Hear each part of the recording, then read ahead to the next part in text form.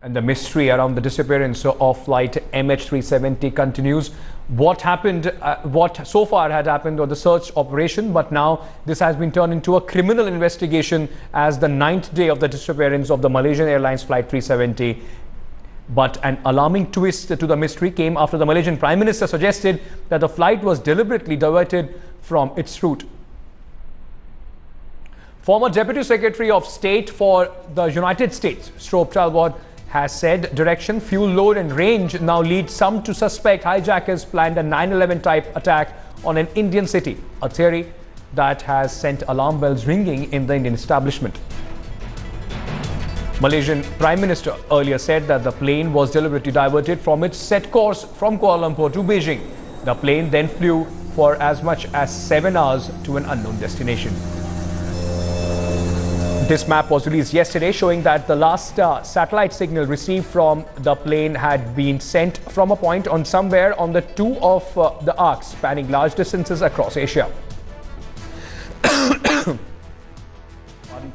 The red lines representing the possible locations from which the flight 370 sent its last hourly transmission to a satellite on 11 minutes past 8 on the morning of March 8th.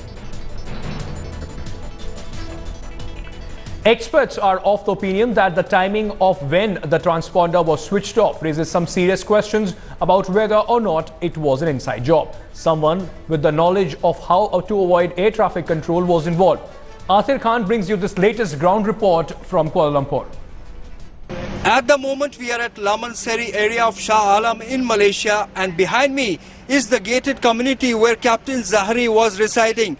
Captain Zahri has more than 1,800,000 hours of flying experience. He was associated with Malaysian Airlines for more than 30 years. And also, he was 53-year-old, a fairly an experienced pilot, it is said. But after reports of simulator being present at his residence, the Malaysian police has carried out searches at his residence. Also under the scanner is the co-pilot Abdul Hamid, who was under scrutiny for having allowed 2 foreigners inside the cockpit. But really there are various angles which are being looked into. The Malaysian authorities are looking into the background of all the passengers on board that flight, their political affiliations, their religious affiliations, and also their travel patterns in recent past. Also under the microscope is their hobbies, and also kind of behavioral patterns they've gone through in recent past. But clearly this is the place where he was living, and it's a crucial part of the investigation. Now it is also being said that Captain Zahri had political affiliation with the leader of opposition. However, the opposition has denied this, saying it's a ridiculous allegation. But at the moment, as you can see, there is security at his residence.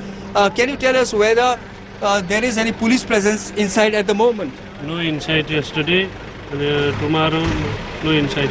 Clearly, you know, the security guards are denying that there was police yesterday, but the report suggests clearly that police has visited his house at least on a couple of occasions. Investigations are still on. The Malaysian authorities are also trying to garner support from foreign countries over which the aircraft is suspected to have flown over. With camera person Kirpal Singh, Athir Khan in Lamanseri, Shah Alam for Headlines Today.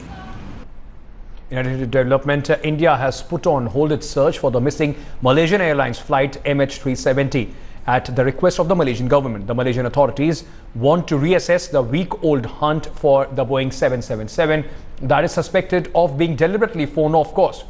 India had been combing, in fact, 2 areas, one around the Andaman and Nicobar Islands and a second further west in the Bay of Bengal. Both operations, as of now, stand suspended.